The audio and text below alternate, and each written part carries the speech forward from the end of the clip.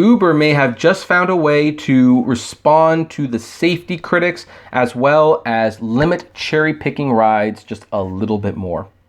Hey everyone, this is Kevin the Apptrepreneur, and someone sent me this screenshot on my Facebook page. And I think, in all fairness, Dustin might have beaten me to this, but we're going to talk about it anyway because this is interesting.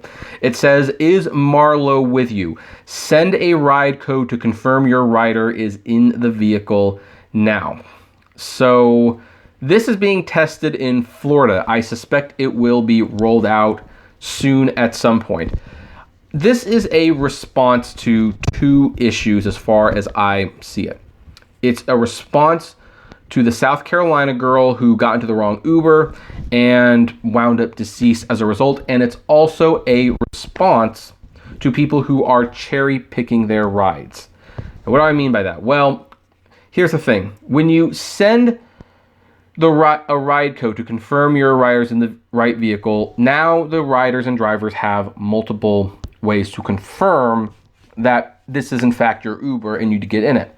It has the make and model of the car, the color of the car, the license plate, the name of the driver, and a picture of the driver. And now it has a confirmation code.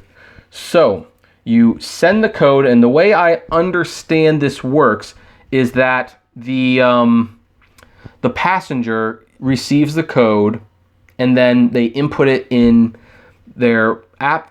It confirms that, yes, this is your driver, you have gotten in the vehicle, and the ride starts. That is just one more confirmation on how you can make sure you're in the right Uber vehicle. And we'll talk about whether or not I think that's going to be effective or not in a moment. But here's another thing it has you do.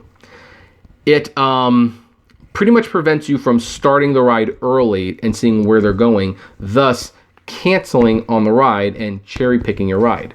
Because Uber cannot let you be your own boss on this platform. They just can't. They have to control you every single way they can. So this is like a bonus for them. We all know that they're, trying to do everything they can to make sure drivers don't cherry pick rides. Destination filter, you're going to get penalized if you use that, even though we gave you that to use it because it was supposed to be helpful and give you more control of your personal business. Now they're taking away the airport runs if you cancel too many rides. Like, well, I guess you just don't want to have the really profitable ride. So yeah, you're off that. And now here's this. It's like no more checking out the ride early. Like, no, you're gonna wait till they're in the car, and if it's a short ride, you're gonna take it one way or the other.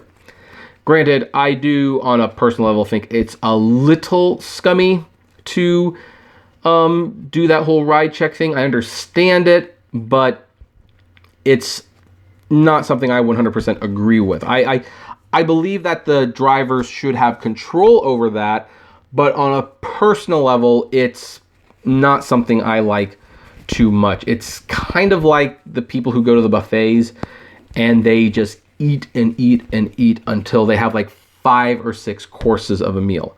Yeah, technically you're allowed to do that. Yeah, technically that's what you're paying for. But is that moral? I think we've got some issues there, both from a gluttonous perspective and whether or not, whether or not you're being fair to the business by taking more advantage of it than you should be. But let's talk about the safety aspect. Will this actually make it more safe for passengers? Well, here's the thing.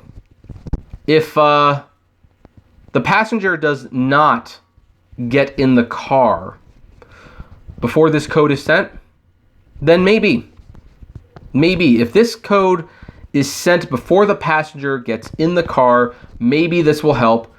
I don't want to say it won't, because it just might. You never know. Here's the thing, though. The situation that happened with Samantha Johnson, or Josephson, whatever her name was, and what's been happening a lot is that usually the passengers are just hopping into cars. They're not really checking the cars in the first place. They're not checking the license plate. They're not checking any of this. So if they're just hopping into cars without checking on anything else first, then who's to say they're gonna wait for a code either? A car might pull up, poses an Uber driver, or they might just think it's an Uber driver, and they might just get in the car, whether they have the code or not. So that's problem number one. From a service perspective, this could be a little bit of a problem because a lot of the people you pick up at the early hours in the morning are drunk and inebriated. And sometimes they don't even put the correct address in the phone. Sometimes you get to an area like, oh no, this isn't us, go this way or go that way. And they're directing you because they were too drunk to put in the proper address. Some of these people might be too drunk to punch in a code. And if that's the case and the ride does not start until you punch in a code, then this might create some very awkward scenarios for the passenger and the driver, where the passenger is just fed up, they just want to go home, and they don't care. Like, look, we'll give you an extra 20. Just take me home right now. Forget the code. I'm paraphrasing. They will say a much worse word.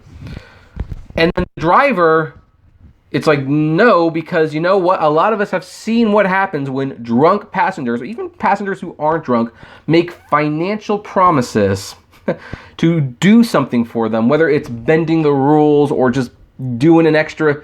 It could just be easy, like, hey, go through the Taco Bell drive-thru. I don't really do Taco Bell. No, I'll give you an extra $10. Okay, you go through the drive-thru, no $10 comes. And then on top of that, they eat in the car, even though they said that they wouldn't. So service-wise, I think this could be a stumbling block for a lot of intoxicated riders. It's probably won't be pretty.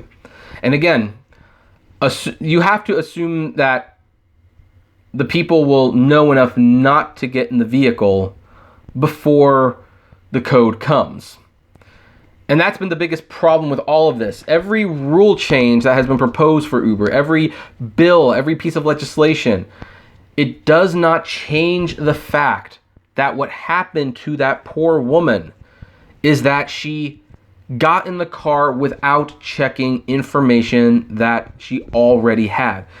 Information that was readily available. And people who don't do that as it is, here's what's going to happen. They're going to call an Uber. A guy will come up. He'll pass as an Uber, or maybe they'll just assume they might get in the car. The guy drives off while in their car. They get an email. No, not an email, a text. And it says, your driver has arrived, please punch in the code. Well, they punch in the code, they're not in the right Uber. And they realize that. It's too late at that point. It's too late. They are in a stranger's car who's going to do who knows what to them. That's how it is. And I don't see this as being that effective. I think it will be more effective in preventing cherry pickers from picking and choosing their rides. That's what I think this will be more effective at, which obviously Uber wants. Will it be more safe? I doubt it. I seriously doubt it. But maybe I am wrong. Maybe this will improve safety. Maybe there's an aspect to this I'm not thinking about. So here's what I'd like you to do. As always, because I do love the conversations, please tell me what you think of this in the comments below, whether you think this is an effective safety tool, whether it's not, and what you think of it as being like kind of a roundabout way for Uber to stop the cherry picking. I would love to hear all those comments. So comment below. Like, favorite, share, subscribe. If you enjoy my videos, consider becoming a Patreon member. It's totally optional, of course, but even as little as $1 a month goes a long way to helping the channel run smoothly, and you get access to my Patreon exclusive blog.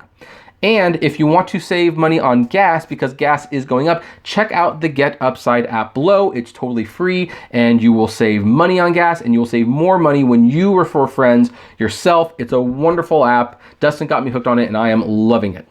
Also, don't forget to check out my Apptrepreneur Vlogs channel. It's a new channel, kind of starting it up. It's got vlogs, movie collections, things like that. It's only got like 150 subscribers, but it's growing, so I need your help, and new content is coming every week. And finally, if you want to talk to me or other fellow rideshare drivers, Consider checking us out on Facebook at the Apptrepreneur Hangouts. You have to be approved to join, but we've been approving most people, so you should be fine. And as always, flame responsibly. Have a good one.